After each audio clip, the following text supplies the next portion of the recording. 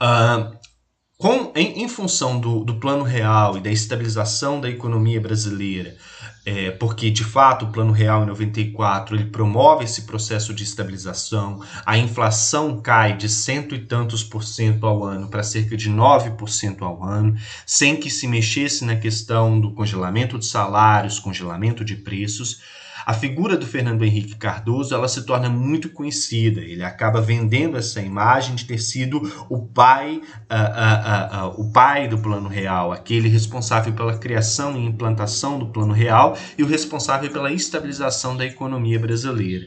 Então, publicamente, a figura dele ganha muita importância e ele faz questão de vender essa imagem também.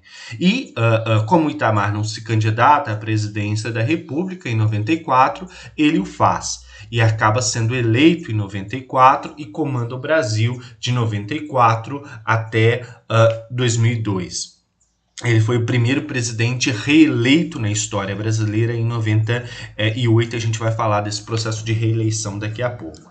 Os primeiros anos do governo dele são anos marcados por uma relativa estabilidade econômica e por uma queda na inflação, resultado justamente dessas mudanças econômicas que ele fez, o que gerou uma certa confiança de investidores externos na economia brasileira, gerou uma estabilização, a inflação caiu, o poder de compra ele melhorou um pouco, então há um crescimento da renda per capita e uma redistribuição de renda nacional, e isso gera uma confiança da sociedade para com o presidente, para com o governo do país, e gera uma confiança também dos investidores, fazendo com que o Brasil seja procurado por empresas e por capitais externos, gerando ainda mais crescimento para o país. E o governo dele é então marcado por essa política neoliberal que a gente falou, em que há um esforço para diminuir a participação do Estado na economia, há um esforço no sentido de tentar reduzir os gastos públicos, há a privatização de empresas, como eu disse no slide anterior, e a abertura para a entrada no Brasil de várias empresas automobilísticas, empresas de produtos de bens de consumo duráveis, empresas que ofertam serviços e empresas principalmente de origem europeia, asiática e estadunidense. O governo dele, o governo do Fernando Henrique, além de ser marcado pela estabilização da economia, por essa política neoliberal ferrenha, ele é marcado também por uma votação no ano de 1997 no Congresso, que é uma votação muito tumultuada, de uma emenda à Constituição, de uma proposta de emenda constitucional que permitiria a reeleição presidencial. Pela Constituição de 88, era proibido a reeleição de presidente, de governador e de prefeito municipal. E o Fernando Henrique Cardoso tinha, não só ele, mas toda a sua cúpula de governo, tinha interesse de que ele se candidatasse à presidência e fosse reeleito presidente da República. Portanto, é proposta ao Congresso uma emenda constitucional que permitiria a reeleição de presidentes, de governadores e de prefeitos. Essa emenda ela é colocada para votação, há todo um tumulto, a mídia, a sociedade em geral denunciam medidas de compra de voto, ações de compra de voto para que os deputados votassem segundo os interesses do governo.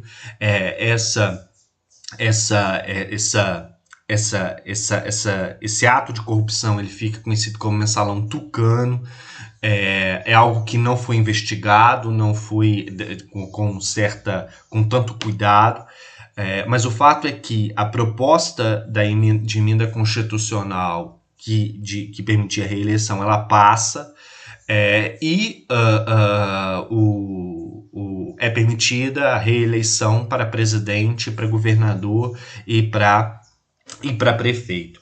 E aí, nesse sentido, Fernando Henrique acaba se candidatando à reeleição e mesmo abalado por uma crise cambial, ou seja, pela desvalorização do real, nos últimos 2 anos, a partir de 1996, há uma desvalorização do real, a inflação volta a subir um pouco, mas mesmo abalado por essa crise econômica que se avolumava a partir de 96, que voltava a assombrar o Brasil a partir de 96, o Fernando Henrique Cardoso consegue vencer as eleições por todo o capital político que trazia desde 1994.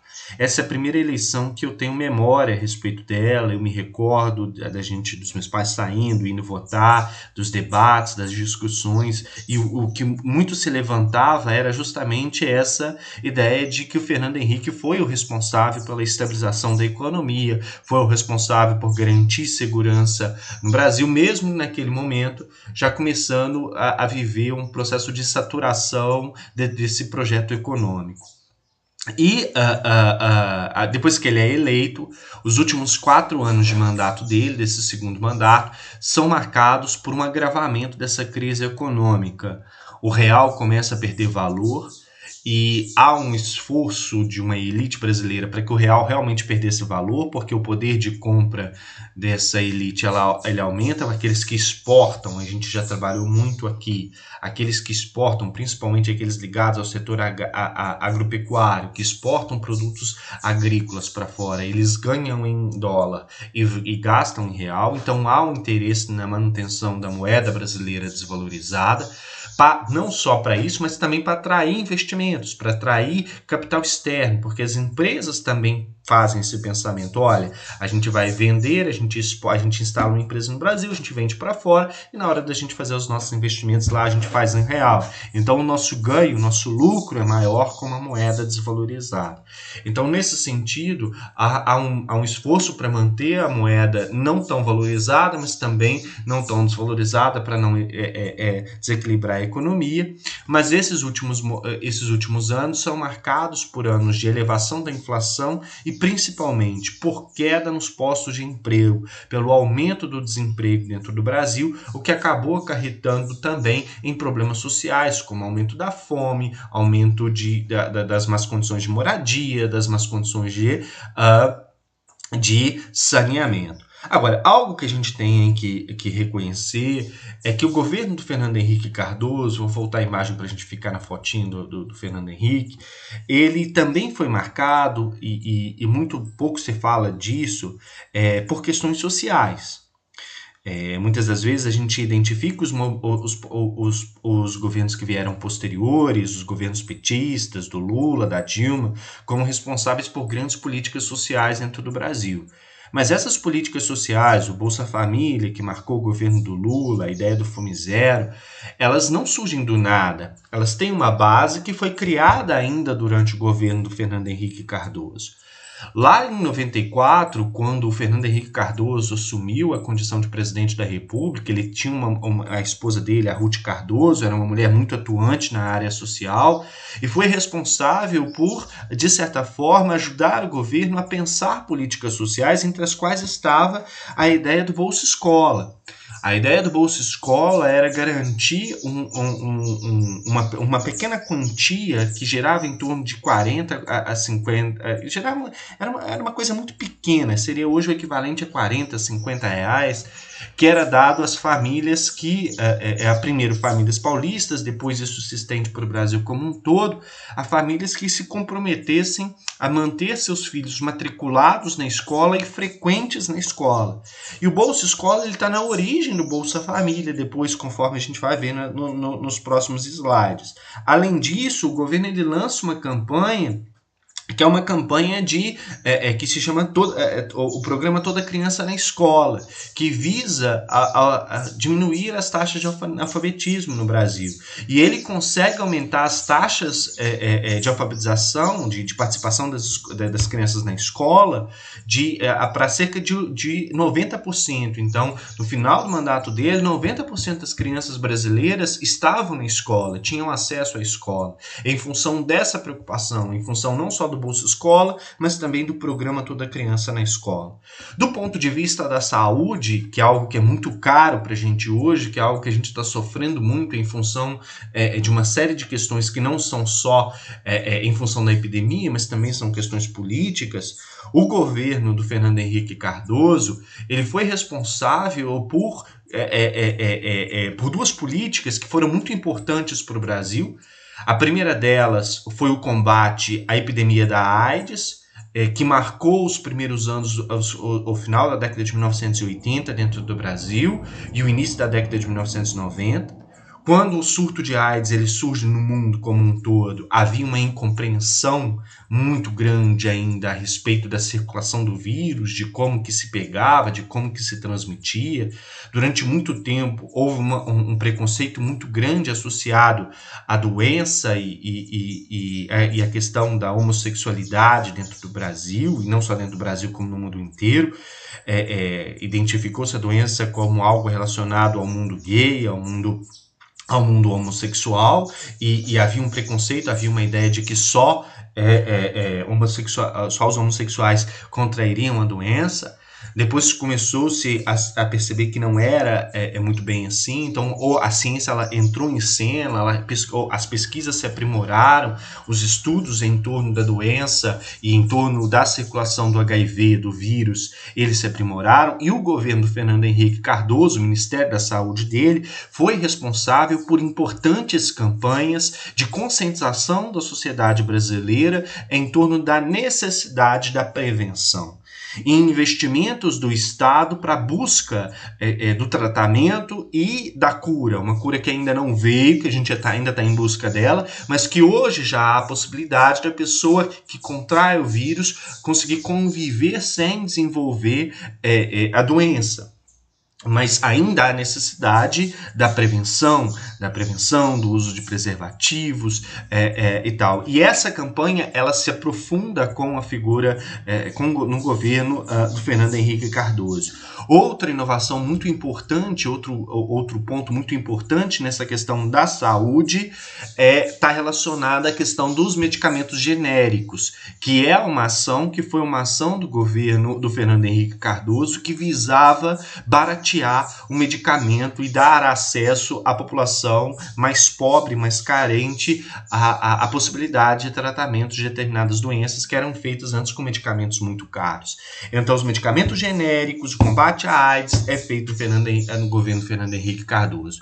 Outro fator que eu deixei de falar para vocês quando falava da questão da ditadura militar é a respeito da questão da vacinação. Ontem, vendo uma reportagem, falei, olha, eu deixei de falar isso com os meninos. Ao longo da década de 1970 e 80, o Brasil ele enfrentou importantes epidemias, principalmente de varíola e de algumas outras doenças, que necessitou de um processo de conscientização da sociedade brasileira. Então agora eu estou parando um pouquinho com o Fernando Henrique, voltando lá atrás na ditadura militar, fazendo um reconhecimento aqui.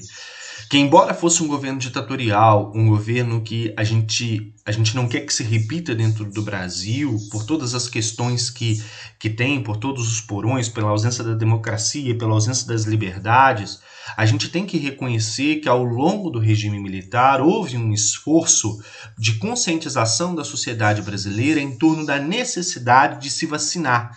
Houve campanhas efetivas na década de 1980 para a conscientização da população para se vacinar contra a varíola, para que a vacina era um dos meios de se controlar a circulação de vírus e a circulação de determinadas doenças. Então, há um esforço do Estado na criação de campanhas de vacinação em massa da sociedade brasileira para prevenir algumas doenças e para evitar surtos de doenças dentro do Brasil. E essas campanhas que começam ao longo da ditadura militar, elas marcam uma história recente do Brasil, a história política recente do Brasil. Década de 80, década de 90 com o SUS, isso se aprofunda, o início dos anos 2000, começa-se a própria ditadura militar ainda na transição do governo do Médici para o Geisel, ela obriga a sociedade brasileira a se vacinar. Não é que os militares iam lá vacinando as pessoas à força, mas a obrigatoriedade ela está no sentido de que se você não vacina seu filho não tem um cartão de vacinação completo, ele não consegue matrícula na escola, você não consegue acesso a alguns bens públicos, alguns serviços públicos ofertados. E isso é fundamental para você ter um controle de algumas doenças dentro do Brasil. Então, na década de 80 e no início da década de 90, o Brasil vai aprimorar essas campanhas de vacinação. E essas campanhas de vacinação em massa. Ao passo que o Brasil, hoje, ele tem a melhor estrutura organizacional de distribuição de vacinas de todo o mundo. A gente tem um dos melhores sistemas de saúde públicos do mundo, que é o SUS, que foi pensado na Constituição de 88, que veio com a Constituição de 88, e pensa-se a saúde como uma questão pública, como uma questão de um serviço público ofertado ao Estado. E por mais que ele tenha todos os seus problemas, o sistema organizacional dele, aqueles alunos aí que vão fazer medicina, que vão fazer enfermagem, vão passar por estudos desse tipo, em que no mundo como um todo, o sistema único de saúde e a forma como o Brasil trata a saúde pública dentro do seu estado é extremamente respeitado. A gente desvaloriza o que a gente tem, mas lá fora, pelo fato deles não terem, e vocês devem assistir séries norte-americanas a respeito do mundo da medicina ali, do funcionamento dos hospitais, vocês conseguem perceber isso. Lá não existe isso. Não existe essa ideia de sistema único de saúde. Não existe essa ideia de uma saúde que ela é de todos. E no Brasil a gente tem fruto de um esforço de muitos governos e de um esforço de muitas campanhas. E o Fernando Henrique Cardoso, ao longo do seu governo, ele prioriza essa pasta, ele prioriza essa questão do desenvolvimento do sistema, do aprimoramento do sistema único de saúde, ele prioriza a questão do combate à AIDS, da questão dos medicamentos e também da vacinação da sociedade brasileira. Nós temos boas campanhas e boas estruturas de vacinação dentro do Brasil. No campo da cultura, o governo do Fernando Henrique Cardoso, ele foi responsável pelo aprimoramento de uma lei que surge, que vem com a Constituição de 88, mas que muito recentemente, principalmente a figura do atual presidente da República, Jair Bolsonaro, e os seus correligionários, aquelas pessoas que o defendem, criticam, que é a Lei Rouanet, que é uma lei de incentivo à cultura. A Lei Rouanet, ela trata ela trabalha com a ideia de que algumas empresas privadas que investem na cultura, na arte, no teatro, nas artes plásticas, elas têm uma certa dedução no valor do seu imposto de renda em função de investimentos que faz na cultura. E a Lei Rouanet, ela é utilizada para poder financiar peças teatrais, obras artísticas, para poder financiar a ação cultural dentro do Brasil, para poder valorizar a cultura nacional.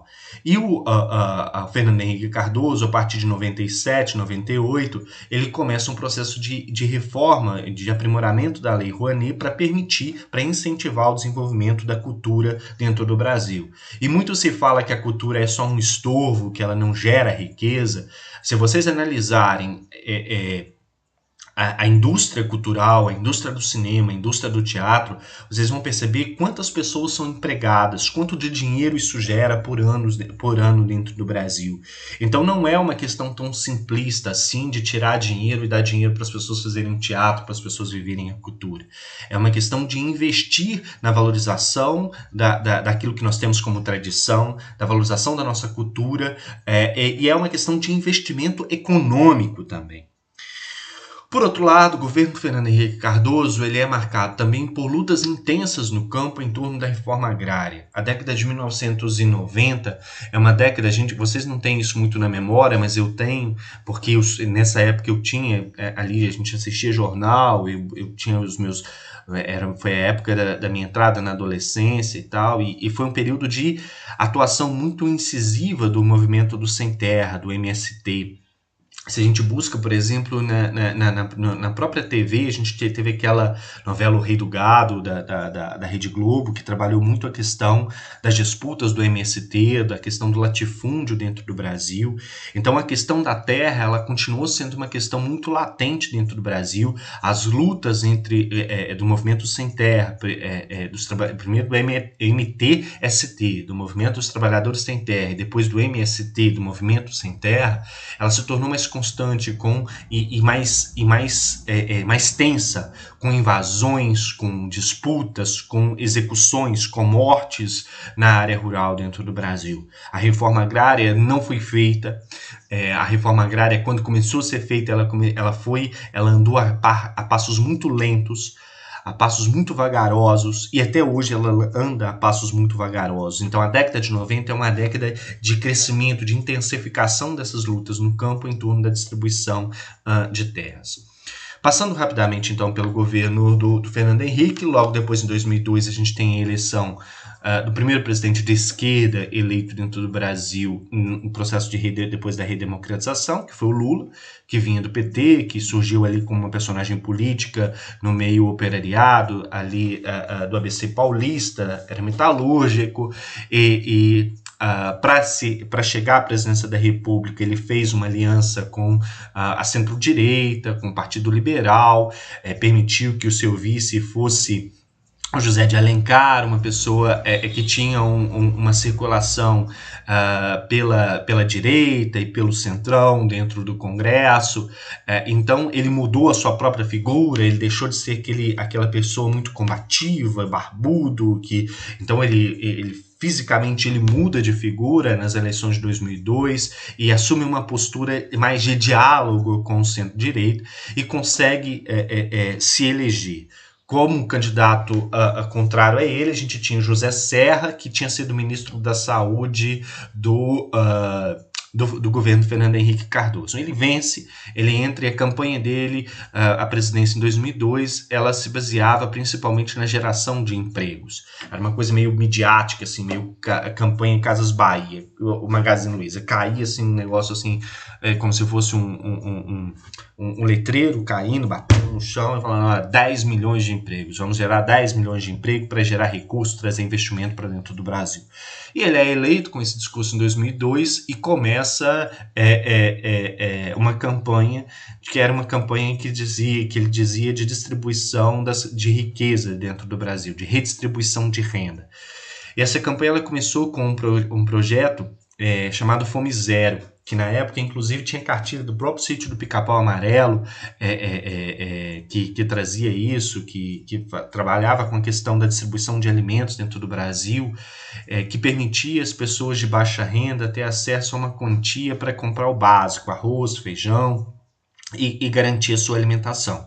Esse programa acaba não dando muito certo e ele é incorporado por outro grande programa que se baseia ali no Bolsa Escola do Fernando Henrique Cardoso, que é o Bolsa Família. Foi lançado em 2003, muito criticado, mas foi um programa que, a princípio, permitiu uma redistribuição de renda muito grande dentro do Brasil, porque ele trabalhava com a ideia de que toda família que tivesse uma renda mínima per capita, ou seja, por indivíduo, abaixo de R$140, teria direito a uma certa quantia para ajudar na sua alimentação. Se essa família tivesse criança na escola e criança em idade escolar e que estivesse participando ativamente da escola com presença, com frequência, ela teria um adicional nessa quantia que recebia, desde que garantisse a frequência dessa criança na escola e desde que garantisse também um acompanhamento de saúde para a criança e para a gestante. Aí ela teria acesso a essa quantia.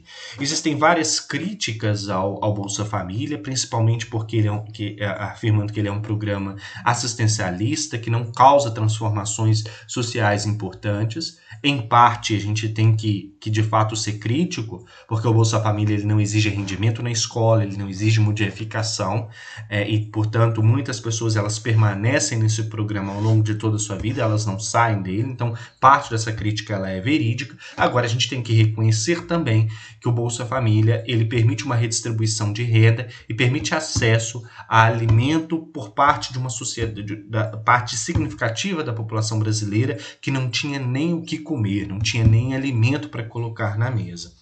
Então, para algumas famílias, ele é de fato transformador e ele de fato faz mudança. Existem problemas, os problemas têm que ser identificados, têm que ser solucionados para que essa política ela seja aprimorada.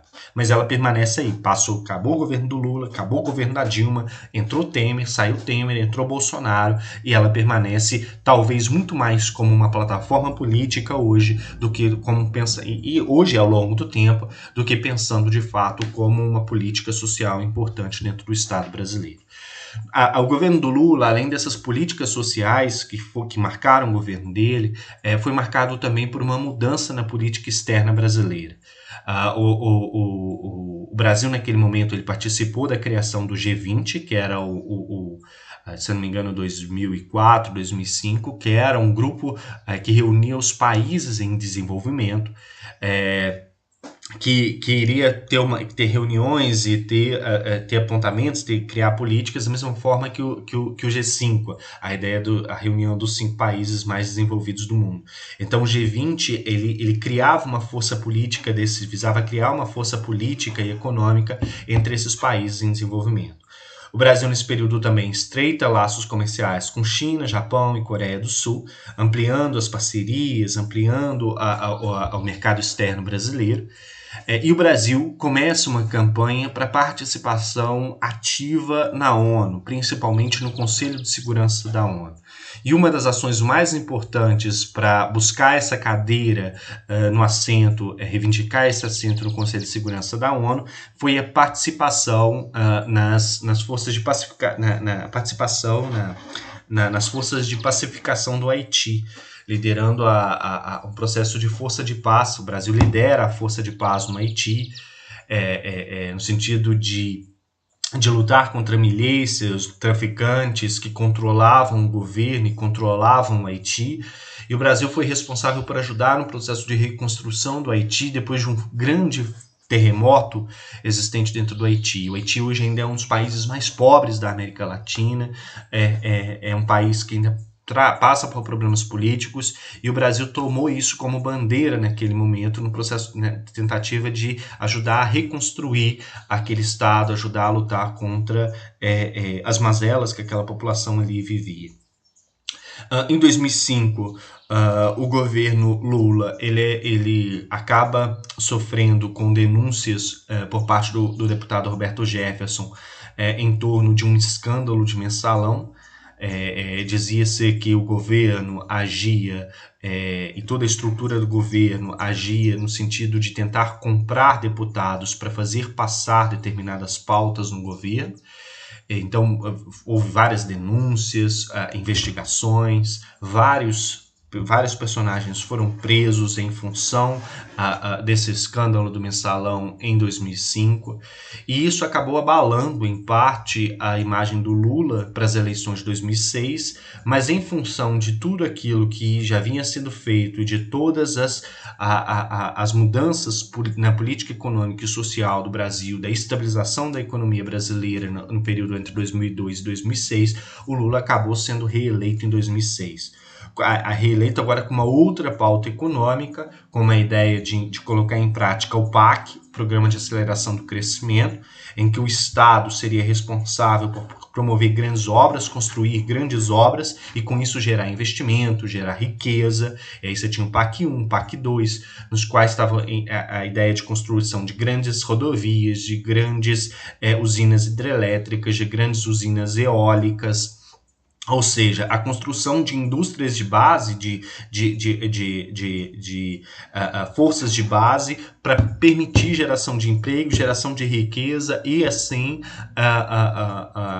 permitir o crescimento do país. Além disso, tinha também um programa pré-sal, que era a ideia de encontrar petróleo em camadas profundas do litoral brasileiro e explorar esse petróleo. E aí houve um investimento muito grande na produção de tecnologia para que o Brasil fosse capaz de desenvolver, de explorar esse petróleo que estava em camadas profundas dentro do oceano. E o Brasil foi o primeiro país a desenvolver essa tecnologia e a exportar essa tecnologia, a vender essa tecnologia para outros países. Em 2008, ele lança também uma campanha em 2007, 2008, uma campanha de valorização do ensino técnico para formação de técnicos dentro do Brasil para poder ter uma mão de obra qualificada para essas empresas que queriam se instalar dentro do Brasil ou que estavam em desenvolvimento dentro do Brasil. E é nesse sentido que são criados os vários IFETs e CEFETs, com o objetivo de formação de uma mão de obra técnica qualificada para essas empresas que estavam em emergência. E aí a popularização do ensino técnico e do ensino federal, no sentido de se pensar numa valorização de um ensino, mas um ensino que fosse técnico, um ensino que valorizasse esse profissional dentro do Brasil. E aí, em 2008, várias instituições, alguns colégios de aplicação, alguns colégios técnicos, vão se tornar institutos federais e vão compor a rede federal de ensino técnico do Brasil como um todo. Em 2008, o mundo todo acaba sendo abalado por uma crise econômica que começa no mercado imobiliário dos Estados Unidos e se expande para o mundo como um todo.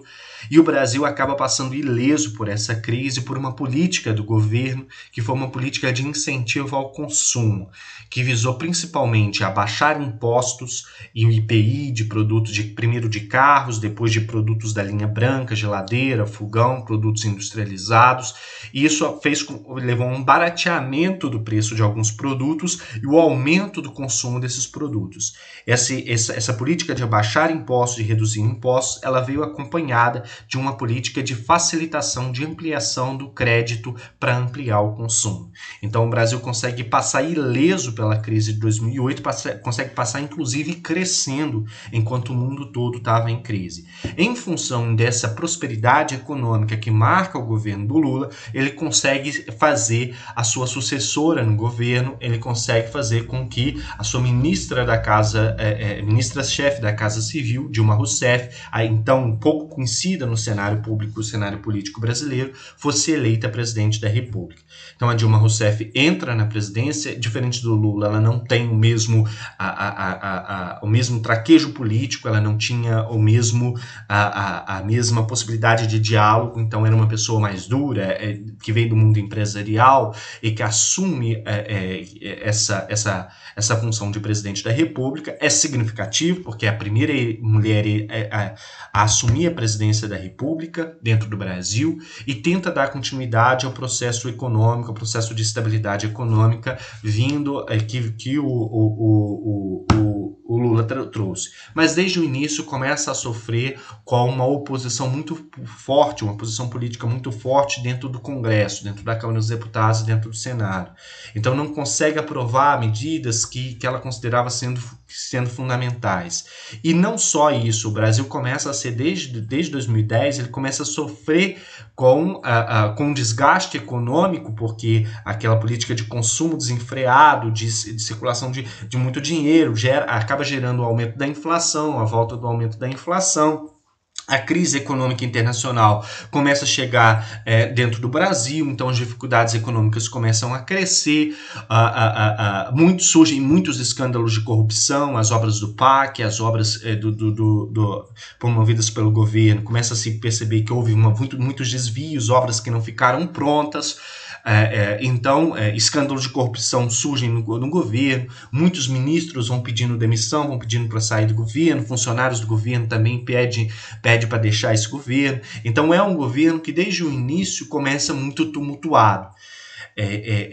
Mas mesmo assim ela consegue manter nos 2, 3 primeiros anos, aqueles índices de crescimento até 2013, quando começa a Copa das Confederações, quando o Brasil começa a perceber que os estádios estavam gastando muito, que obras públicas gastavam muito, havia muita corrupção, e os brasileiros começam a cobrar que você tinha estádio, tinha obra pública, mas você não tinha saúde, você não tinha educação. Então, começa um processo de desconstrução desse governo, que ele é um processo midiático, ele é um processo público, ele é um processo também da oposição.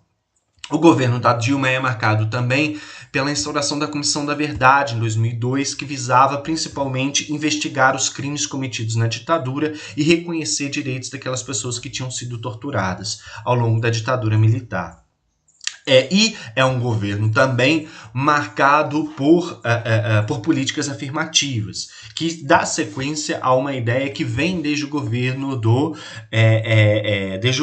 Lula, que começa lá em 2003 com a obrigatoriedade, com a lei 2.100 e alguma coisa, que eu não me recordo agora, de 2003, que obriga as escolas públicas e privadas a ensinar história e cultura afro-brasileira e africana. É uma lei que, de certa forma, visava corrigir erros de discriminação e de desigualdade, principalmente relacionado à ideia étnico-racial. Então, há um esforço para ouvir as vozes que, desde a década de 1980, gritavam dentro do Brasil a partir do movimento negro e tal, de tentar romper com o racismo estrutural, de tentar romper com discriminações existentes dentro do Brasil, com desigualdades étnico-raciais existentes dentro do Brasil.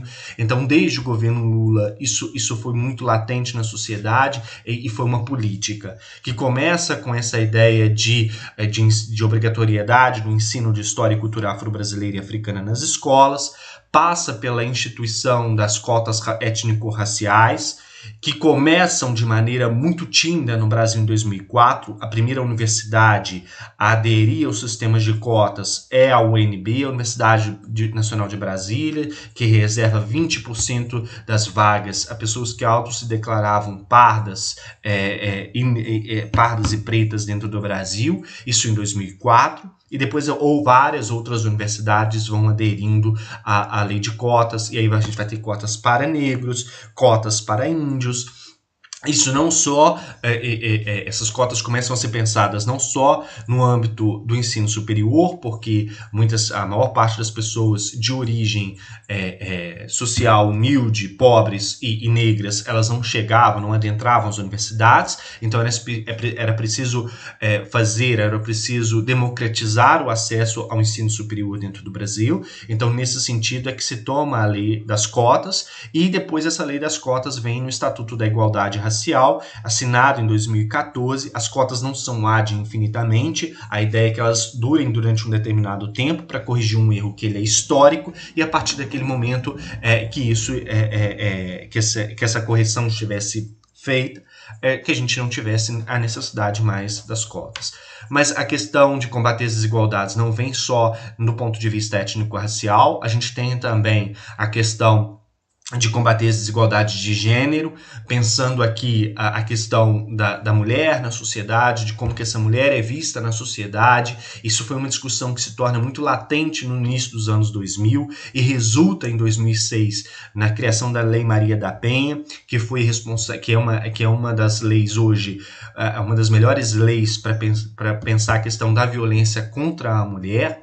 E não só isso, mas começa-se a questionar a ideia da mulher no mercado de trabalho, da mulher que recebe menos exercendo a mesma função, da participação da mulher em na política, da participação da mulher na sociedade. Então começa-se a determinar que os partidos eles tinham que ter determinada quantidade de mulheres fazendo parte deles e se candidatando a determinados cargos para se ter essa representatividade. Então essas discussões elas se tornam muito latentes nessas duas primeiras décadas dos anos 2000.